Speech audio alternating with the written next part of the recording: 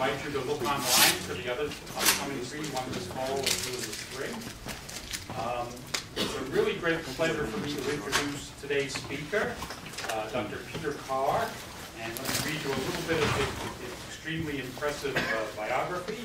He's a managing director of Morgan Stanley with 15 years of experience in the derivatives industry. He was also a finance professor for 8 years at Cornell University after obtaining his PhD from UCLA in 1989. He's also the executive director at the moment of the Math Finance program at NYU's Courant Institute, the treasurer of the Bachelier Finance Society, and a trustee for the Museum of Mathematics in New York, which I understand is opening in 2 months' time? 12. 12, that's right. So easy to remember. He's over 70 publications in academic and industry-oriented journals and serves as associate editor for 8 journals related to mathematical finance, selected as Quant of the Year by Risk Management in 2003, and shared the ISA Medal for Science in 2008. And the International Association of Financial Engineers and Sungard selected Dr. Carr as its 2010 Financial Engineer of the Year. And on a personal note, I'll say for me personally, the most impressive thing was he has a copy of my own book in this library that I just signed. So. Yeah, that's great. Which I'm very pleased to have. And you know, I was joking with Peter that I would put it on eBay tonight, but after that, a very gracious introduction. So thanks. It's a pleasure to be here. I want to thank Laurie in particular for having me and for Peter for inviting me. And I welcome comments or questions at any point during this talk. So we have our first default. Okay, so try and bring this back. There we go. So this is Wall Street these days, and it's a most propitious day for me to be giving this financial talk because it actually turns out that 25 years ago was Black Monday. So October 19th, 1987. That was a day when the markets worldwide crashed, and in particular in the United States, it was a 22% drop in the Dow Jones Industrial Average in one day, which is the largest ever in financial history. So we've never seen anything like it before or after, and in terms of a one-day move. And it was actually an isolated event. So actually, 2 years after that, stock prices had rallied and actually reached an all-time high.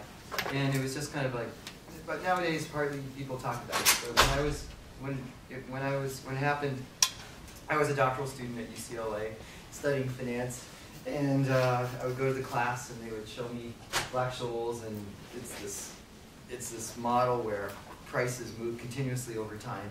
And I raised my hand and said, didn't they just move by 22%? Didn't they drop down to 1/5 of the value?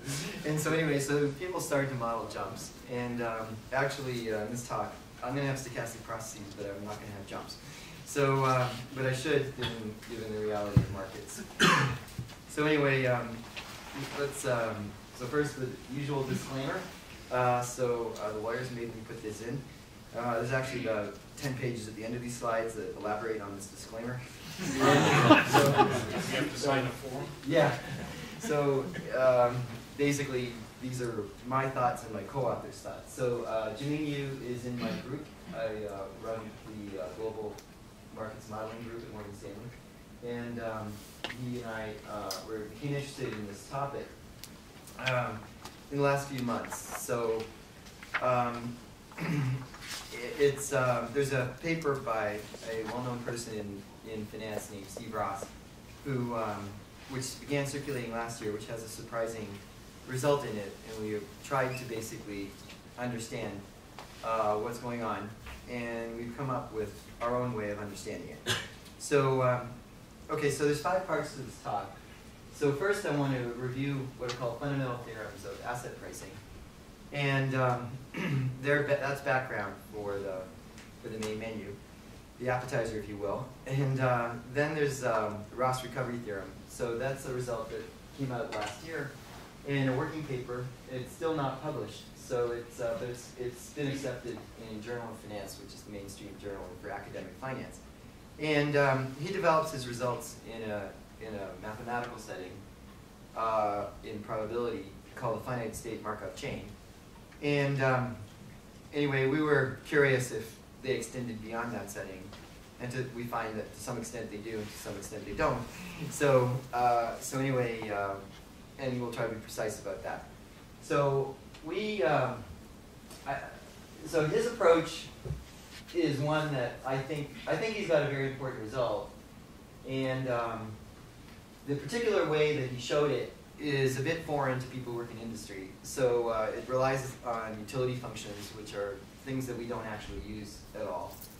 And so we were curious if we could obtain his conclusions via a different route, more familiar to us in industry, which involves essentially not restricting utility functions or preferences in any way, but rather making assumptions about how things evolve over time randomly. So, so we impose probabilistic restrictions rather than preference restrictions. And the way that we go about doing that is to work with a concept that is not well known in the math finance literature, but some people know it. And so it's this third topic, and it's called the numeraire portfolio. And so I was going to review it just in case it's unknown, which is fairly likely. So these first three sections are actually all review, but chances are it's new to many of you. And then actually the section 4 is our contribution, and it's this preference-free version of Ross's results. And we work in a probabilistic setting called diffusion processes, and actually they're diffusion processes on a so-called bounded state space. So, that Black-Scholes model I was referring to earlier is actually a diffusion process on an unbounded state space. And so the last section is looking at some unbounded diffusion, so diffusions on unbounded state space. And we cover Black-Scholes in particular, and another model known as Coxinger-Solon-Ross. And so I hope to get through all of it today. So the reason for breaking this talk up into these 5 pieces is that there's different assumptions in each section. So if you're actually trying to follow in terms of the assumptions, then just sort of know which section you're in. Then you can you might be able to follow. So okay, so there's only one set of assumptions in each section. So we begin with part 1, this review of the fundamental theorems of asset pricing. And there's 2 of them, and that's why there's 2. It says fundamental theorems plural, and people just abbreviate it FTAP. So the term was actually coined by a finance professor who was a student of Steve Ross, whose paper I'm talking about mainly today. But the first, let's say, in the form we know them today, they appear in these papers by Krebs and Harrison and Krebs and Harrison and Pliska. And there's even nowadays a book. It's all about this topic. And as I said, there's 2 of them. And I just kind of say in words what they are on the next slides. So they're both describing the implications of no arbitrage. And so the first one we'll cover in a second says if no arbitrage, then something. And the second one says that if markets are, quote, complete, which has a mathematical meaning, then something. So all of these terms are, have mathematical meanings, which I'll kind of just, gloss over on these slides. So the first fundamental theorem of asset pricing, it relates 2 types of probability measures, which are usually denoted by P and by Q. So so if you hear a math finance person say, well, under P this and under Q that, this is what they're thinking about. And so P is a probability measure, and it's indicating, in this talk, the frequency with which, quote, the market believes that future states occur. So in finance, we're fond of thinking the market thinks that, and the market believes that. And so this P is actually a quantitative measure of what the market is thinking. So for example, we might say, the market is thinking that the S&P 500 will rise by December 31st with a 60% probability, and therefore fall with a 40% probability. So So that would be an example of what P is about. And notice it's what the market is thinking. It's not actually true or real-world probability. So for another example would be in 2006, the market was saying that housing prices would rise forever. And then, in 2007, 2008, the market was proved wrong. So that's fine. So, so the market makes mistakes. And here we'll be interested in understanding what the market believes, with us understanding that the market could be wrong. So anyway, there's this concept called arbitrage freedom, and it's a mathematical concept and also a financial concept.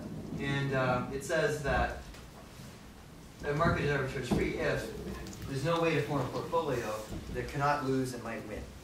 So mathematically, we're imagining a random variable that's describing one's sort of wealth from a position at a future date, and the support of this random variable is positive numbers, and zero, but no negative numbers.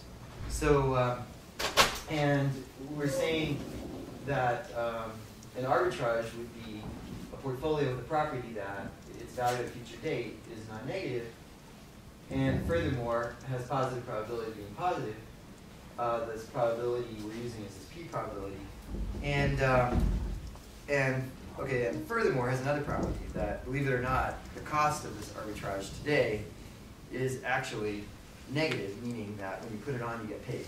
Okay, so that's like a no-brainer. If somebody says, hey, you want $1 and maybe another $1 in the future, I think you would happily take it, and we call that an arbitrage, and then we actually say that the market is such that those don't exist. Okay, so that's every market you and I have ever encountered. Okay, problem. So it seems like a reasonable assumption, and so there's a surprisingly strong conclusions from saying a market is arbitrage free. And this first fundamental theorem of asset pricing draws out the conclusion. So this first fundamental theorem of asset pricing starts from saying, well, there is this probability measure P, the market's beliefs, and we also, what we're saying, a market is a collection of assets, and liabilities. Anyway, in one of these assets is a money market account, and this money market account is like a bank balance, and the way it's modeled mathematically is it's a stochastic process that would generally be thought of as growing over time, so increasing at a random rate, and the random rate at which it grows is called the interest rate. We usually think of interest rates as positive, so let's say that's why I'm calling it growing. And the idea is that we're sitting here at a time 0, t is a future time, and this subscript 0 is just indicating that it's the 0th asset of many in the market. And so S is like it's kind of like the balance of the money market account. So this money market account, would it be normalized such that at little t equals 0, it's at 1, and then if interest rates are positive, it would definitely grow upwards from 1. We actually mathematically can allow negative interest rates, so if you were considering negative rates, the balance would start at 1, and then if a rate was negative, it would actually decline. But it would never actually go negative. Okay, so that's the idea. So it's like exponential growth, where the growth rate is real, positive or negative. And so anyway, so this money market account is assumed to exist, and then this fundamental theorem says that you can show that these assumptions imply that there exists this other probability measure, Q, that's mathematically equivalent to P. So equivalent has a meaning in math that they have the same null sets. So if something cannot occur under P, it cannot occur under Q, and vice versa. And so anyway, and then this Q probability measure has a particular property, namely that if you take every other asset, spot price, and divide by the money market account balance, so as to consider the ratio, that ratio evolves as a martingale under this probability measure Q. So what does it mean? So a martingale, first of all, is a sort of fair bet. So the martingale property is that when you compute the mean of this random variable, you get the current value of the random variable. So this is a stochastic process, so it's a collection of random variables indexed by time. And if you take any future time, so you pick out a particular random variable, then,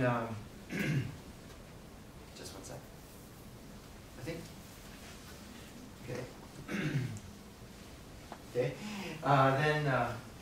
okay, so pick a particular future time, you have a particular random variable, calculate its mean, and then you'll get this ratio at little times 0, at little t times 0. So, so that's a, loosely speaking, what a martingale is. And, okay, so less mathematically, the idea here is that, the intuition is that, if there's no arbitrage, a particular asset can either go up or go down. Okay, so that's the idea. And now, it may be that, like I said with S&P 500, maybe there's a 60% probability that S&P 500 will go up by $1, and there's a 40% probability that it'll fall by $1. And then let's say for simplicity, those are only two possibilities. Then the point would be it's biased upwards. Its expected value is actually above the current level because it's 60% up, 40% down. So, so that would be the p probabilities. So the point is that you can construct a different probability measure q such that it was a fair bet. Okay, so so q would actually be 0.5 probabilities up and down in that case, and then so then we'd say under q, S&P 500 is a martingale. So after when I work with these 0.5 probabilities, going up by $1 and going down by $1 with equal probability, the current, you would get that the expectation under q with these 50% probabilities of the future values is the current value. Okay, so okay, so so anyway, okay, so that's the first fundamental theorem. The second fundamental theorem says that if a market is quote complete, meaning that you can, it means that you can essentially recreate any asset by trading in a small subset of the others, then this martingale measure Q is unique. And so, okay, so these are these fundamental theorems, and the way this all started is with, I'd say, with Black-Scholes, where the P probability measure dynamics were specified, and the Q probability measure dynamics were eventually determined. And what this Ross paper is about is essentially trying to go backwards. So the idea is that you know this martingale measure probabilities, and you're trying to understand the P probability measured probabilities from which they sprang. And so there's mathematically, there's something called a rate indicating derivative that relates to two probability measures. And essentially, you know, what we're trying to do in this, what Ross is trying to do, and what we're also trying to do is, we're thinking we know Q, we want to learn P. So knowing Q means essentially that you know this martingale measure. This martingale measure is actually, it's thought that it could be obtained from market prices. So we imagine that we obtain it from market prices, and now we want to understand what the market believes. So if you know Q and you know this rate indicating derivative, then you know P. But the situation we're going to imagine ourselves in is that we know Q, but we don't know this rate indicating derivative, so we don't know P. And so what we will do is make some assumptions so that this rate indicating derivative gets determined. And then we're in a good shape because we'll know Q and we'll know this rate indicating derivative, which means we'll know P. And so that's the sort of grand plan. Okay, now I think I'm going to skip this slide for lack of time, but the sort of gist of it, if we will get bogged down in the math, is that the result that I call first fundamental theorem of asset pricing was that the ratio of an asset price to the money market account would be a Q martingale if there's no arbitrage. Now, you don't have to deflate asset prices by the money market account. You can actually use any other asset price that's positive, and we call it positive asset price a numeraire. We call the asset whose price is positive a numeraire. So that's sort of a generalization, let's say, that'll turn out to be useful later on. Okay, so now we go to part 2. So far, let's say I've been describing these fundamental theorems that underlie a lot of the work in derivative security pricing. And they're basically saying this fairly weak assumption of no arbitrage actually has some surprisingly strong conclusions, which are that you can say that there exists this martingale measure Q, and so even if asset prices, such as S&P 500, my example, don't evolve as martingales using the market's beliefs, we concoct these artificial probabilities that are the Q probabilities such that the market under these Q probabilities does evolve as a martingale. And so now we're imagining that we can, from market prices, know these Q probabilities, and we want to go and see what the market is believing. So Ross in 2011 began circulating a paper, and it has this theorem 1 in it, which we call Ross recovery theorem, which says this. Okay, so it says markets are complete, which I described a few moments ago. These are markets, again, where you can replicate a wide set of assets from trading in just a few. And then there's this other assumption, which I haven't really talked about at all up till now, which is that there's a utility function of a representative investor, which is state independent and intertemporally out-of-separable. And so I imagine none of these terms mean anything to most of you. But it's essentially saying we're going to restrict preferences of people in the economy.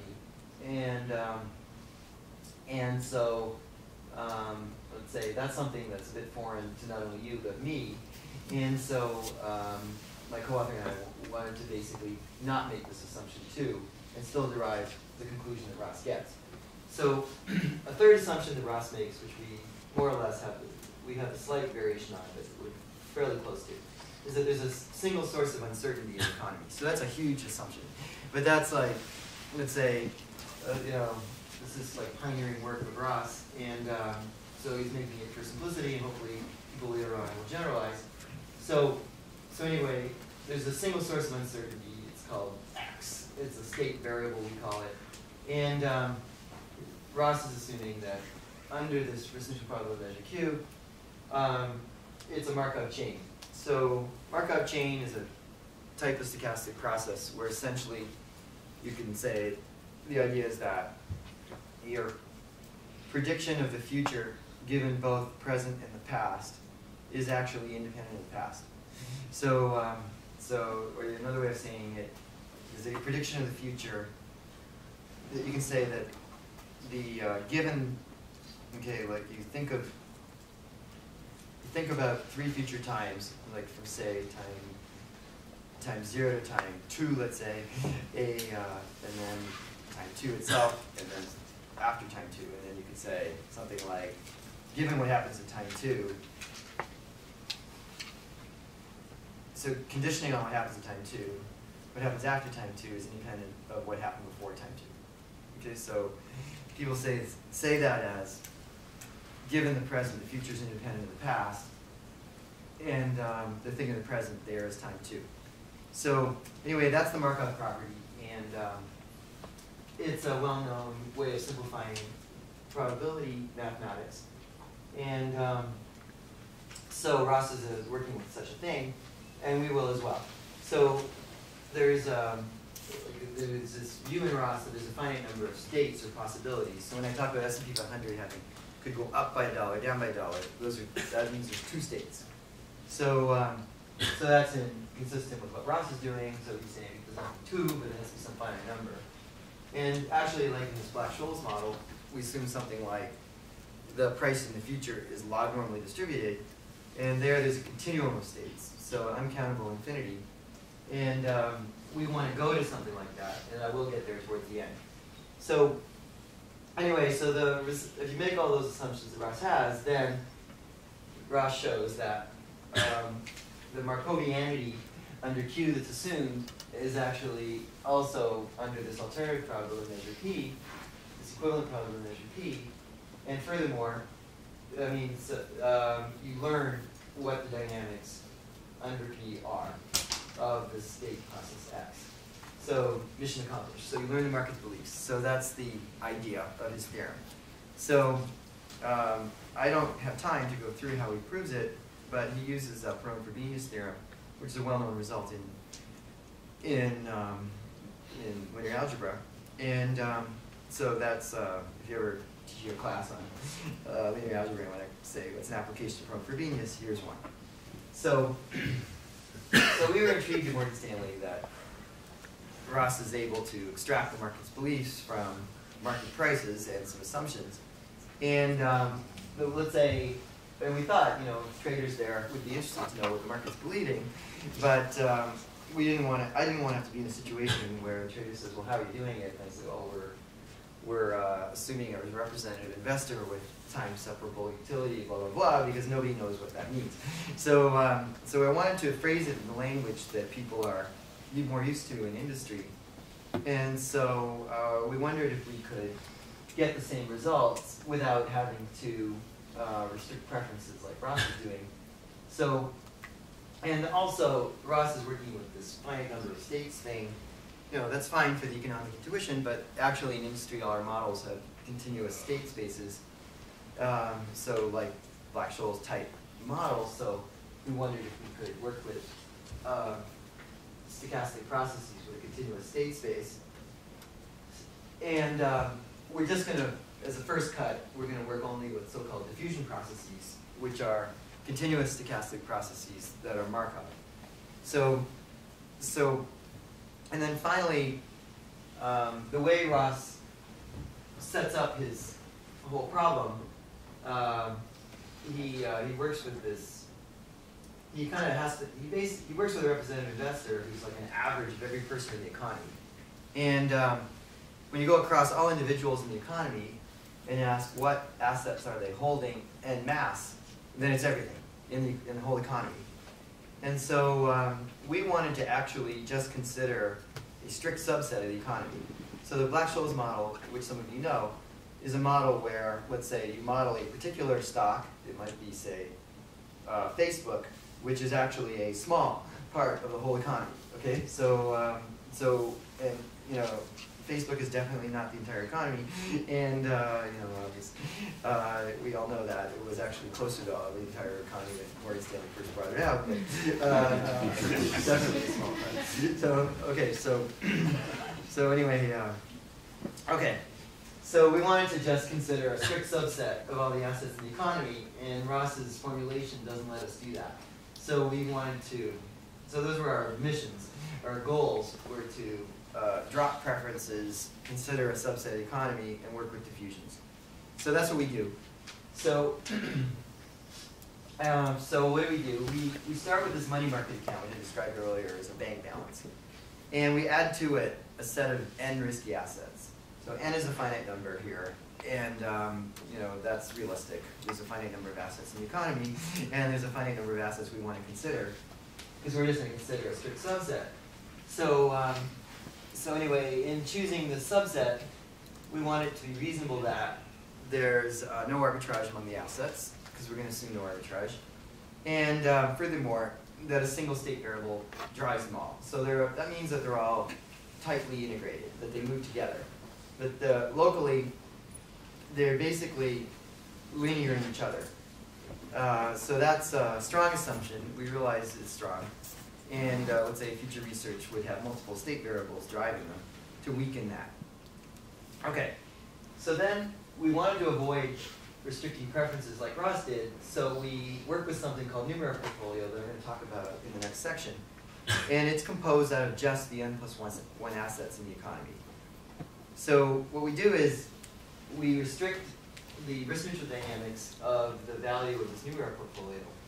And this is the kind of thing we do in industry all the time. We say, okay, we've got some asset prices, and we want to describe their risk-neutral dynamics.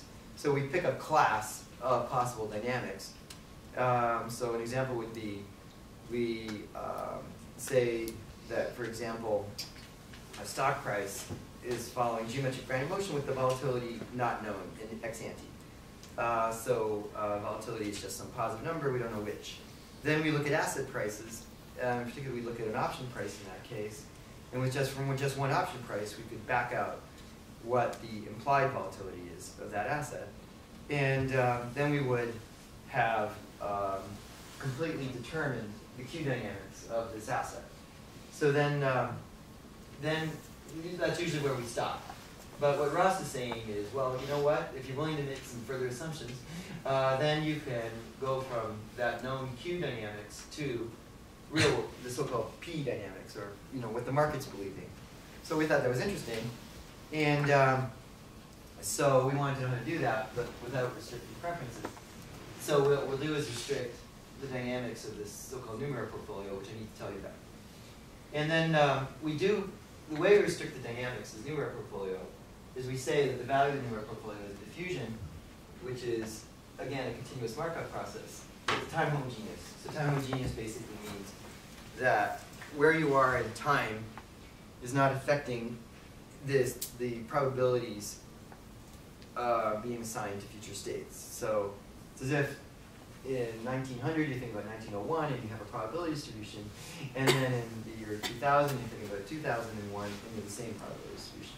That's the idea. Time itself is not a variable. Okay? So, and okay, now, so that's the particular assumptions we make, that X is the state variable of the time homogeneous diffusion. Okay, on a bounded domain. So the math we're using is such that we so far need the diffusion to be on a bounded interval. And so many commonly used models do not have that property, so we do want to extend. And when we look at a well-known dynamics that have unbounded domain, which is we actually look at black shoals, then we find actually that Ross recovery does not work. Okay, so you may think that, oh, that's too bad. It looks like the results only work on a bounded domain. But actually, this bounded domain is just sufficient. It turns out to not be necessary. So what happens, we look at a second example on unbounded domain, and then we find that you can actually get these market beliefs from market prices, even though the state variable is on an unbounded domain. So let's say the unbounded domain results are preliminary at best, and we don't know the general theory there, but we do have a general theory for bounded domain, and that's what I'm going to cover today. So the way we proceed is we work with John Long's numeraire portfolio. So Long wrote this paper in 1990 introducing this concept. So numeraire is a self-financing portfolio whose price is always positive. So there's plenty of, it's not hard to think of such things. So self-financing would mean, for example, a portfolio where if you're changing the constituents' positions, you're actually requiring that, for example, if I have two stocks in the portfolio, and if I decide to have a smaller position in the first one, then I must have a larger position in the second, with the property that the amount of cash that comes in from reducing the position in the first asset equals the amount of cash that goes out from increasing the position in the second. Okay, so another example of self-financing portfolio would just be a stock that pays no dividends, and its price would always be positive. So it's easy to think of numeraires, and what Long showed is that if you have a portfolio, a set of assets, say n+1 assets, whose prices are, quote, arbitrage-free, so there's no free lunch, then you can always find a portfolio that's got the self-financing property, and whose value is always positive, so that makes it a numeraire. And on top of that, when you take each asset price, which is being denoted here by SI for spot price of asset I, and divide by the value of the numeraire portfolio that we're calling L in honor of John Long, when you look at that ratio will evolve as a martingale under the real world, so-called real world probability measure P, under the beliefs that the market has. So that's what Long showed, and you know, that's like, it wasn't a known result until 1990, and let's say it's like a different way to do derivatives pricing, among other things. So the standard way to do derivatives pricing is to work with this made-up probability measure Q that doesn't reflect, that is not literally equal to market's beliefs. Sort of the alternative that Long is proposing is to only work with this probability measure P that is market's beliefs. And so how do you do that? So essentially, you have to apply probabilities to this ratio, and the statement is this ratio will be a martingale under these markets' beliefs. So it's not obvious that you can do that, that would be true, but you should prove that it's indeed the case. And so this martingale property that I mentioned earlier is actually formalized here. So we're considering, so the martingale would be the ratio of S to L. And so the idea is we're sitting at a time t. This F indicates information we have up to time t. And we're considering the expectation, given the information we have at time t, of this ratio at a later date u. And the martingale property is that the expectation of this ratio is in fact just the value of the ratio today at t.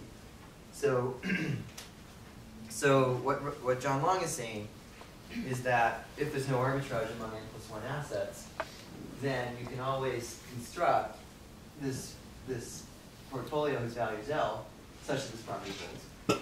So, okay, so it's a bit surprising. In these slides I give intuition. I think that I need to skip the intuition and in order to get to what we do. So I'm going to skip these slides, but these slides will be made available. So if you're really interested in the details, you can go to them. And okay, so now I want to kind of show what John Long's results are in a so-called diffusion context, which is a context that we'll be using when we get to our own results. So Long actually proved his results in a more general setting than diffusion. But if you do specialize to diffusion, then they look like this. So let's start actually down here at the bottom. So again, here's this ratio S over L that we saw a few slides ago. Just the last slide I actually focused on. And remember, it was a martingale. So when you're working with diffusions, what you do is the language you use is that of stochastic differential equations. And you have this so-called driving process, which is standard Brownian motion. And B here stands for Brownian motion. So let me actually cover up this, just even though it's part of the actual equation, just to explain what a stochastic differential equation is and what it in a moment of, okay. So actually the setting we're going to be in here is actually continuous processes, which is a generalization of diffusions, where you drop the Markov property. And so anyway, what the idea is that this is Brownian motion, which is a workhorse stochastic process, which has continuous sample paths, and its value at a future date is a random variable, which is Gaussian distributed. So anyway, this D is the math D for difference, and we're actually implicitly working here with so-called EO integrals. And anyway, kind of heuristically, the idea is that the mean of this dB is actually 0, and as a result, the mean of this whole random variable is 0.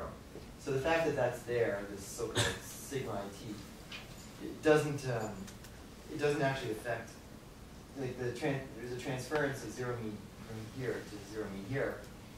This sigma is actually controlling the variance of the random variable on the left. So this is a standardized random variable, and essentially its variance at a future time t V's variance coefficient on T is T. That's why it's standardized. And then the variance of this ratio would not be T.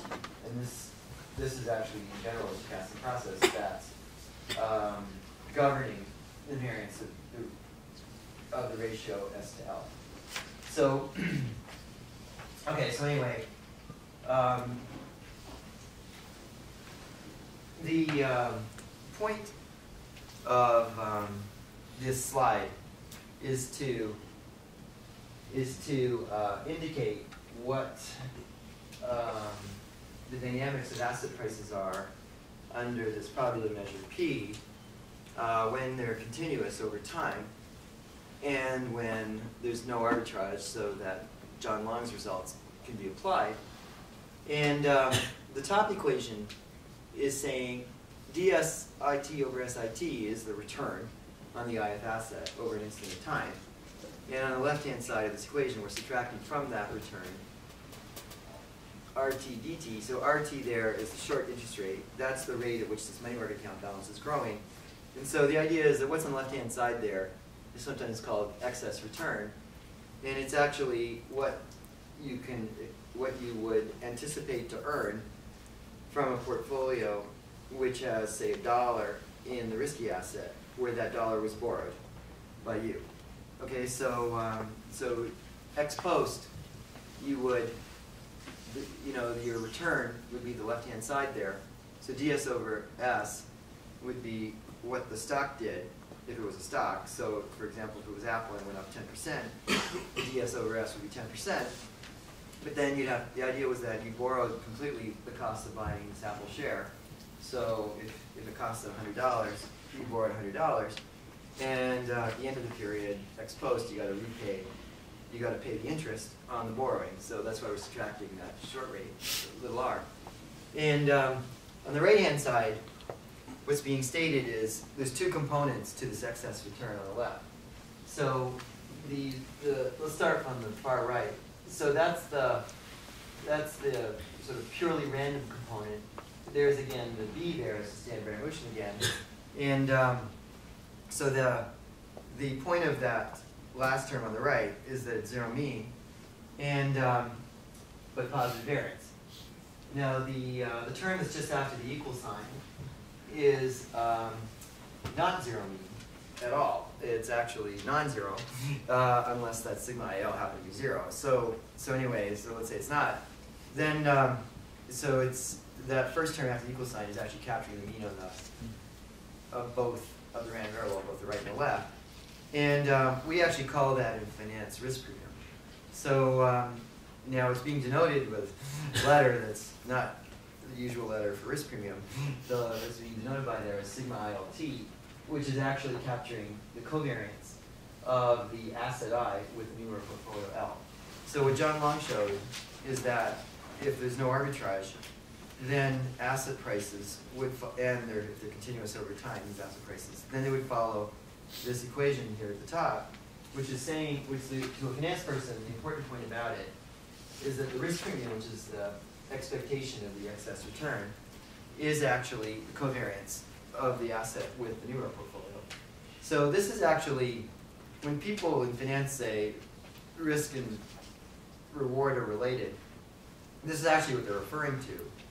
Although not necessarily in the context of John Long's model, but there's this sort of vague idea that the more an asset co-varies with something sort of pervasive or systematic, the greater the expected return of that asset. That's usually how it's phrased.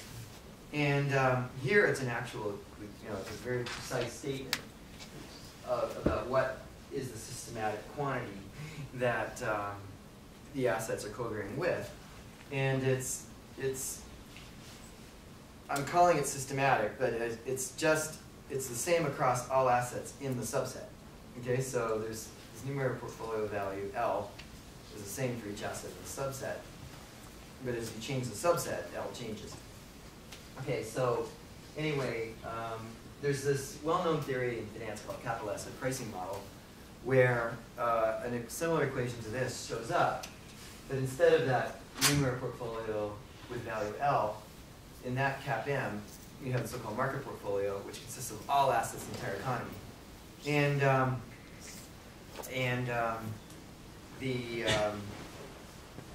It's, anyway, so this notion that expected return and covariance with a systematic factor are related is pervasive in finance. And here is yet another instance of it. So, and now, Long showed that that equation holds for every single asset I, which are the risky assets, and also the risk-free one.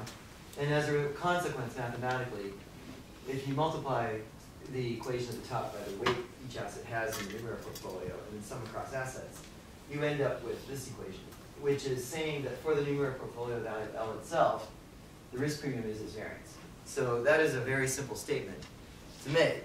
And so I really like this statement that, we have actually, from no arbitrage, a particular portfolio whose risk premium is its variance rate. Okay, that's simple. Okay, so these are somewhat surprising and simple results. So I'm so pleased to bring them to your attention. I wish they were mine. They're actually John Long's. Okay. Okay, but here's my minor contribution to this whole literature. So now I want to talk about what Jimmy, you and I do to use John Long's ideas to simplify, we think, what Ross is doing. Okay, so Steve Ross had these restrictions on preferences, if you recall. He was assuming additive separability for utility function of a representative investor, whatever that means. And don't worry if you don't, because we're not going to go that route. So what we're going to do is focus on this numeraire portfolio, and we're going to restrict how its value evolves over time under this risk neutral measure Q. So we're also going to follow Ross in saying there's a single state variable x, but we're going to make it a diffusion process rather than a Markov chain. So we'll be having an uncountably infinite number of states. And so we'll say that we have this collection of assets, and they're all driven by this single state variable x following a diffusion on a bounded domain. The diffusion is time homogeneous, which I mentioned earlier, which means time is not a state variable, and it's a univariate diffusion, which is all we've been talking about so far. So, okay, now, L is again the value of John Long's numeraire portfolio, and we're going to put structure on it, which is why I brought it up in the first place. So we're going to say that the value at any time t of the numeraire portfolio is simply some function we don't know ex ante of the state variable x in time. And furthermore, we're assuming that the process L is also a diffusion, is also time homogeneous, just like x was. And now the coefficients of L can depend on x. So the language is that the pair XL is a bivariate time homogeneous diffusion. So I'll show you mathematically what that means on the next slide. But basically, the point of this slide is to say in words what our assumptions are, and also what our conclusion is. So our conclusion is that given those assumptions, you can determine the dynamics under this market. You can determine the market's beliefs of x, and furthermore, determine the market belief of every asset under consideration. The prices of every asset are correlated. Sorry? X and L are correlated. X and L are allowed to be, or they're definitely correlated. So I would say perfectly locally. So yeah, so perfectly, yeah. So there's really just a single state variable here, x. So so x and L are perfectly correlated locally. Yeah. Okay. Okay. So more mathematically, here's our assumptions. So no arbitrage for some finite set of assets. That includes a money market account. And so from that first fundamental theorem of asset pricing, there exists a risk neutral measure, Q, under which spot price is deflated by the money market accounts, evolve as a martingale under Q. So the ratio of each spot price to the money market account is a martingale under Q. And now our assumption, which maybe you and my assumption, is that the state variable x is a diffusion. So here mathematically is how you write a diffusion process. It's there's this function A called the diffusion coefficient, and there's this function B called drift coefficient. And you can see A and B are just functions of x, the state variable. And here the idea is that A and B are both known somehow. So how would you actually determine these functions A and B, you may ask? So the idea is that you have derivative securities written on X, you observe the prices today, and you probably, you know, if you have enough of them, the idea is that you could determine. So an example would be X is a interest rate, and you have lots of caps, floors, and swaptions, which are particular interest rate derivative securities. And if you had lots and lots of them, what you would actually do in practice is pick a functional form for the function b of x and a of x. So you might, for example, assume b is an affine function of x, and that a is, for example, proportional to x. Then you just have some unknown parameters, and you probably do a least squares fit to market prices to determine those parameters. So I'm allowing a parametric form here in order to determine a and b. In practice, that's what you would have to do. Okay, so x is evolving as a diffusion, but on a bounded domain. So here, this is the state space of the process x. It's this interval LU, where L is strictly above minus infinity, and U is strictly below plus infinity. Okay, so so that mathematically is what we need to be able to state a conclusion we want to state later on. And I'd say work is underway to relax that, but at present, this will be the operating assumption. In the section that we have a bounded domain. So this diffusion coefficient A is going to be positive. So W is a standard Brownian motion. Previously it was called B. It's also called Wiener process, and that's why it's denoted W. And we're starting with the dynamical specification of X under this neutral measure Q, and basically one of our goals is to learn what it will be under this alternative measure P that's the market beliefs. And we're also restricting the dynamics of the numeraire portfolio with value L to be a diffusion, so here it's written. So it's, the same Brownian motion W is driving X is driving L, that's why they're perfectly correlated. And so there's again a diffusion coefficient, a drift coefficient. So let's start with the drift coefficient. We're working under this risk neutral measure, and any asset divided by the money market account is a martingale. And so in particular, numeraire portfolio divided by the money market account is a martingale under Q. And as a consequence, the numeraire portfolio value itself, L, will grow at this rate R. So like an intuition is, L is going up randomly over time at the risk-free rate under Q. The money market account is also growing non-randomly at the rate R under Q. So the ratio is actually balanced. But when you look just at the numerator, it's, like I said, going up. Okay? And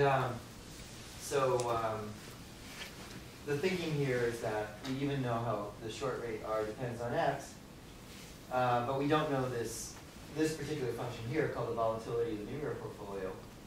So that's going to be the key to unraveling this whole problem. Once we learn this, we're in fine shape.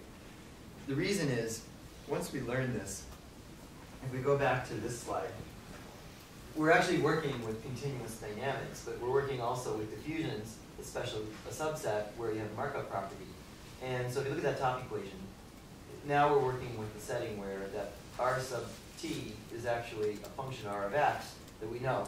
And likewise, well, similarly, that sigma IL is actually a function of x, but we don't know it. But if we did, then we would know, once we learned that function sigma IL of x, then we would know the risk premium. And so that's one of our major interests. And so that sigma IL of x, it's actually the covariance of returns of asset I with numeraire portfolio value L. That covariance is literally the product of correlation, which is 1, and the two volatilities. Okay, so one of the volatilities is of x, which is A, which I assume you know, and the other volatility is of the, that's not quite right. One of the volatilities is of the asset I, which we can learn eventually, and the other volatility is of the numeraire portfolio L, which we're going to learn now. Okay, so the goal is to learn that volatility of L and also the volatility of each asset I. So let's start with L. So let's see. I have about 15 minutes, would you say? Yeah. little 20 minutes actually? Okay, I'll take 20. Okay. So one of our assumptions is that the numeraire portfolio value, L, is a function, also called L, of x and t. And another of our assumptions was that the volatility of L just depends on x and not time. So when we see the implications of those two are drawn out on this slide. So well, you can from this top equation figure out the form of the volatility using Ito's formula, it's called. So Ito's formula is like a chain rule for stochastic calculus, and so essentially it says that the volatility of the process L will be related to the first derivative of the function L with respect to the spatial variable x. And the actual link is written there. And now what we're trying to do here is understand the form of that function L of x comma t under the assumption that the volatility just depends on x. So you see that on the right-hand side, there's an apparent t dependence, but on the left-hand side, there's no t dependence. So that means the function L is restricted. And the question is how. So I will skip the details and tell you the answer, which is down here, that the only way that that could occur is if this function L of x and t multiplicatively separates. So it's some function of x times some function of t, as written here. And furthermore, L has to be a positive function because it's the value of the numeraire portfolio. Numeraires are positive. And so actually each of these two functions have to be positive. So where we are is that our assumptions have led to this form. We don't know either of these functions, but all we know about them is that they're positive. Now this function of time t is is positive. That's all we know. And this other function of space, we're calling pi for positive, is just a function of x, and we don't really know it because we don't know this numerator function here. Okay, but we see what we can determine. So the numeraire portfolio value is a function of x and t, and the numeraire portfolio itself has to be self-financing. So it turns out that it's fairly well known to people who work in this area that the portfolio value has to solve a PDE. So this is kind of a variation on the Black-Scholes PDE. And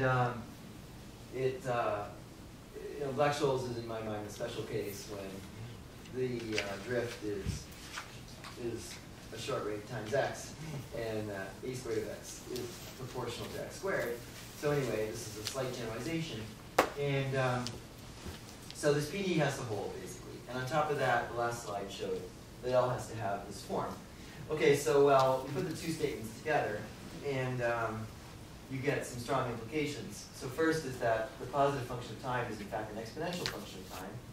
And the second is that the positive function of space, we call pi of x, actually has to solve an ODE. But with a right-hand side that is not quite known because this lambda here is not known. So what's going on here is so-called separation of variables, and it's a well-known technique for solving PDEs. And there's essentially an argument that I didn't go through because it's well known to people who know PDEs that if you're going to sort of guess this form, then you end up having to solve this second-order linear differential equation, where not only is the function pi unknown, but the constant lambda is unknown as well. So, we're working on a bounded domain here, and that's because we want certain properties of the solution. So I repeat at the top of the slide the problem we have, and let's say if all you have is the second-order linear differential equation, then let's say it's been studied quite a bit. So for example, if that function r of x is positive, paper by Garrett Burkott that actually describes the nature of the solutions. There's sort of two fundamental solutions, one increasing, one decreasing. And anyway, so lots of things are known about the nature of the solutions to this problem. And we, in order to get, let's say, the sort of, often we don't have unique solutions, and we have to impose boundary conditions in order to get unique solutions. And so the kind of boundary conditions we're going to impose here are called separated. And what that means mathematically is that you have these two boundaries, L and U. And when you impose these boundary conditions, either L appears or U appears, but never the two together. Okay, so that's essentially what it means.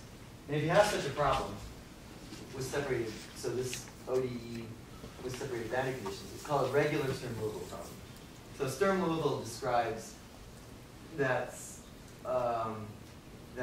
second-order linear differential equation if you don't have necessarily a boundary domain, or you don't have necessarily separated boundary conditions.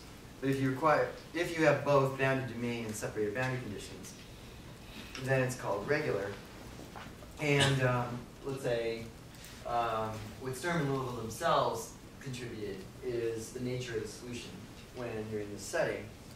And what they showed is that there exists a smallest eigenvalue. It's often called principal root. And it's strictly greater than minus infinity. And so it's smallest eigenvalue because it's smaller than all the others. And what they showed is that corresponding to the smallest eigenvalue is an eigenfunction that's positive. So they also showed that corresponding to other eigenvalues are eigenfunctions that are not positive. So, so this is important to us because we're searching for a positive solution to this problem. And actually, Sturm-Liouville theory is telling us that all we got to do is at least numerically solve to get the eigenvalues, then sort them, then look at the smallest, then go find the eigenfunction corresponding to that smallest one, and it'll be positive, and it's the only positive one. So, so it's sort of telling us that there's actually quite a lot of structure in this problem. And, well, so we can at least numerically determine this positive eigenfunction and the smallest root. Okay, so so that's good news. And now we're actually going to fight our way back to finance from this math. So the setting is now that we knew the sort of form of the numeric portfolio value that multiplicity separates, and now we know from Sturm-Liouville theory that in fact the growth rate for the numeric portfolio value has to be this principal root, and furthermore that the let's say the spatial dependence has to be the associated positive eigenfunction, and so pi 0 is essentially known. I say essentially because actually there's a free multiplicative positive constant, but aside from that, pi 0 is known, and lambda naught is known numerically. So, and often in many problems analytically. So, okay, so then now we're in fine shape. So now we can basically find the numeric portfolio values volatility function, and so it's like everything on the right-hand side is known. And remember I said that pi naught was actually, you could scale it by a positive constant and it'd still be a solution. But now actually, you notice that there's, when you take log of, and then take the derivative, that constant goes away. So the signal is uniquely determined. And so what are the implications? Well, so first, remember I said that John Long showed that the risk premium on the numeric portfolio is its variance rate. We now know this variance rate function, so we know the risk premium on the numeric portfolio, so that's one thing. We can also figure out the dynamics under the Markov beliefs of the state variable x, because now this function is known, and that function a was already known when we started. So we can figure out what security prices, the probabilities according to market beliefs of what future security prices are. So, so this top equation describes what each asset price does under this real world probability measure. And the key part of it is so let's say, so what's in square brackets there is the expected, is the drift of each asset. And so there's sort of two parts to it. So the first part is just the new time value of money. The moment we knew how R depended on X, we knew all about that. But then the harder part is the so-called risk premium. And in this John Long's theory, the risk premium is just this covariance of each asset's price with the numeraire portfolio value. And now we know everything. So we know sigma L, that's the volatility of the numeraire portfolio. And now this del SI del X, that is like essentially the volatility of each asset. And how do we get it? Well, the asset value itself has to solve this similar, this PE, the same thing that the numeraire portfolio value is solving. And so at least numerically, we solve this problem. We hence get the value function, SXT, and then we can differentiate and get, therefore, the risk premium on each asset. So once you've got the risk premium, you're in fine shape. Okay, so we're working with diffusions. You've got the risk premium determined, means you've got the drift determined, you've got the volatility determined, and with diffusions, everything is determined by these drift and diffusion coefficients. So you know the real world probabilities of prices. Okay, so I have about 5 minutes, just enough time to show the extension of these, well, to show what can't occur. Okay, I can say this section is about explorations about what happens on an unbounded domain. So if you recall, one of our assumptions was that the state variable x is a diffusion on a bounded domain. And now we're going to relax just that. So we're going to keep every other assumption we had, but we're going to say, well, let's just go ahead and see what happens if we consider a diffusion on an unbounded domain. And we'll just see, you know, does the same theory work or not? So we're actually going to consider two different examples. One is the Black-Scholes model, and the other is the so-called Cox-Ingersoll-Ross model. The Ross in that Cox-Ingersoll-Ross is the Steve Ross who we've been talking about so far all this talk. And so we don't know the general theory for unbounded domains, but we're just going to look at a couple of examples to see what can happen. So the first model we want to consider is Black-Scholes. We're going to have, so what is that? It's where the state variable x is the price of a stock, and we know the initial stock price S0. We assume 0 interest rates for simplicity. Black-Scholes actually assumed a constant interest rate.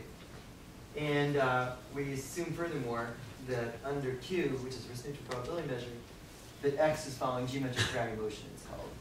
So let's say when we begin, we don't know this quantity sigma, but the moment we imagine that, say, a stock option trades, we know its price, and then we can at least back out what the sigma, we can back out what the sigma is.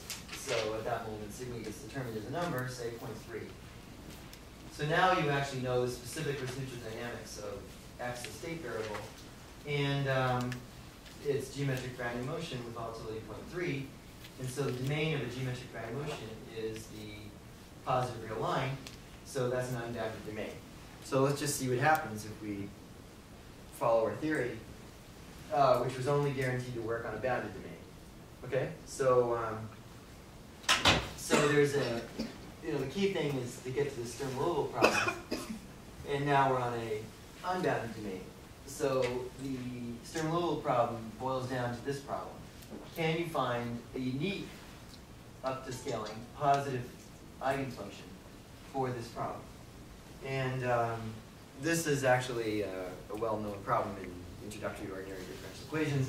And the answer is that there are many, many positive solutions to this problem, an uncountably infinite number.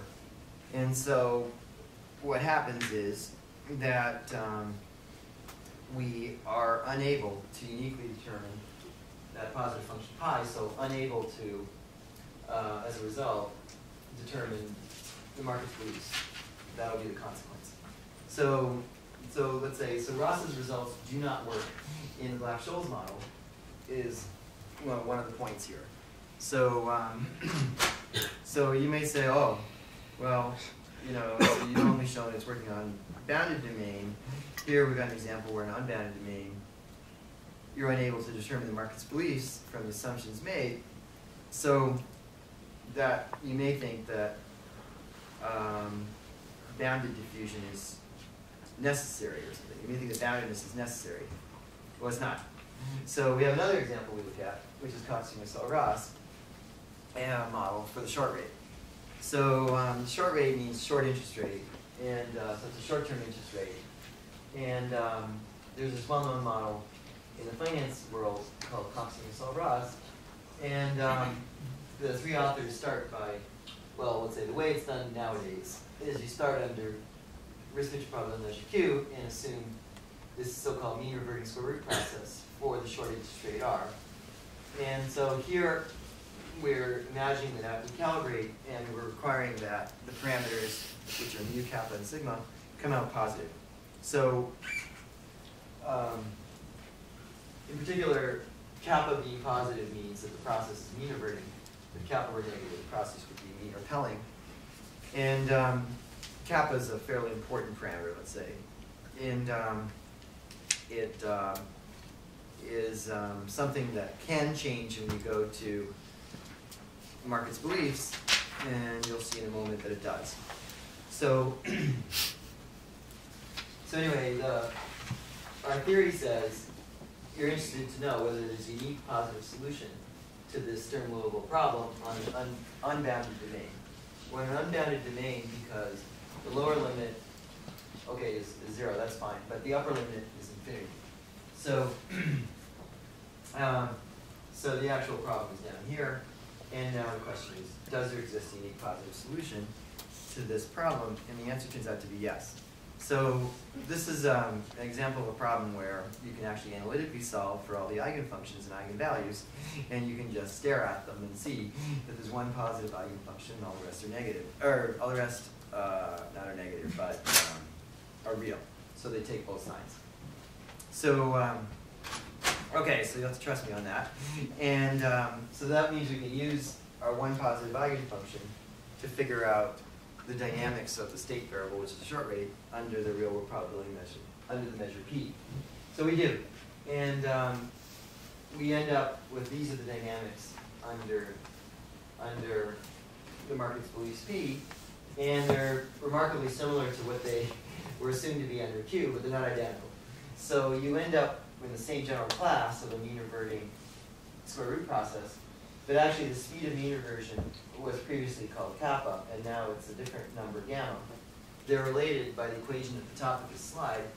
So gamma is actually strictly bigger than kappa. In other words, there's more mean reversion under the market's beliefs than there is under the risk-neutral probability measure Q. So, so that's what we find in this particular example. Okay, so I'm done with the theory, and just in time. So, so just to summarize, what we did is highlight a result that is quite surprising due to Steve Ross, that says that if you start from prices, make some assumptions to get risk-neutral probabilities, which we're used to doing in industry, then make some further assumptions, you can actually get the market's beliefs, which we're not used to doing in industry. The way he did it was to, among other things, restrict preferences and work with a finite state Markov chain. And also, he needed to sort of consider the entire economy at once. So Jiming and I were able to not restrict preferences, work with the diffusion process on a bounded domain, and work only with a small subset of the economy. And then we said, okay, let's try and relax the bounded diffusion part of that by looking at both Black-Scholes and CIR, which is Cox-Ross. And we found that in Black-Scholes, Ross's theory fails, while in CIR it works. And so, we'd like to know, in general, for a diffusion on an unbounded domain, is it going to work or not? We don't know. It's an unsolved problem. So if any of you are looking for a good unsolved problem, here is one. And so that's where we are. So that's all I want to say. Thanks.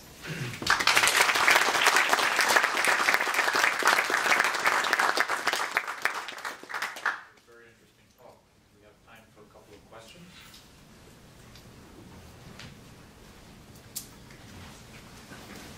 Yes. Can you give me some introduction for the CIR Result? example? Yeah. We So estimate term structure models. The CIR, we'd say we have more than 3 free parameters. okay. So are we Over parameterizing? Yeah. Well, you can say CIR is over parameterizing. That's fine. So I mean, you're making a mathematical mistake that says we don't actually have. I mean, if I went by Dye and Singleton, I would say I have 5 free parameters. okay. So let's say I could look at Dye and Singleton and see whether or not that model has the property that you can start under Q and uniquely determine. I mean, we always just specify the random nuclei. Once you specify it completely and you know the Q dynamics, then you know the P dynamics. Right. So let's say So that's a stronger approach than I wish to do here. So what I wish to do, let's say, is specify the Q dynamics as Dye and Singleton, but not specify completely that radon-nicotine derivative. Rather, just put it in sort of in a class, and when you So I want to make sure I'm understanding the result correctly. So are you saying we don't? I missed the class part, because if we parameterize the class, then we've effectively given ourselves freedom to write down the parameters to mark prices of risk. But I understood your stuff to say we don't have that reason. Right, you did understand correctly. So let's say what's happening in the CIR case is that lambda is initially, let's say, parameter, but it can only be a particular number. Okay, so in order to meet all the properties we require. So we require that this function pi be positive, and there's only a particular value of lambda, which will lead to pi being positive. So so a way of saying it is, you started by parameterizing and then found that actually your parameter can only be a single number. Okay, so so that's why you get this ability to now you started by thinking that the radon-nicotine derivative was in a big class, but actually with the assumptions made it's a singleton. Okay. We have to reconcile something in those two literatures, right? Because the entire term structure literature says we have freedom to specify those. Even if you put down a constant market price of risk, you still have the freedom to write down whatever you want it to be, essentially. And you're essentially saying that you don't. Yeah, So that's it.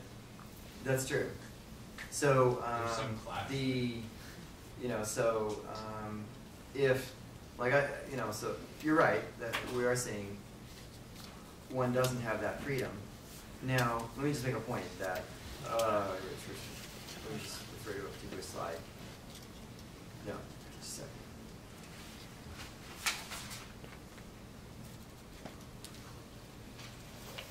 Yeah. So okay, so our statement is that if you start by placing no structure on that radon-nicotine derivative, then impose only this structure on sort of the environment. I don't know. Okay, that there's a single state variable x, it's diffusing, there's a singular portfolio value, it's diffusing as well, da da da. Okay, then actually then you're not free. Okay, so the reconciliation may well be that the literature that says that radon-nicotine derivative is free is actually not accepting of one of these assumptions. Okay? Okay. All right. Anything else? Yes. Okay. Okay. What does the xt represent It could be. When you apply this theory, it could simply be the interest rate.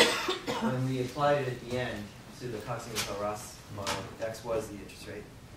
And it's just a more general theory where X can be an interest rate, can be a stock price, can be whatever you want it to be. Yeah, it's like, so it's kind of annoying, but it's not a particular financial quantity.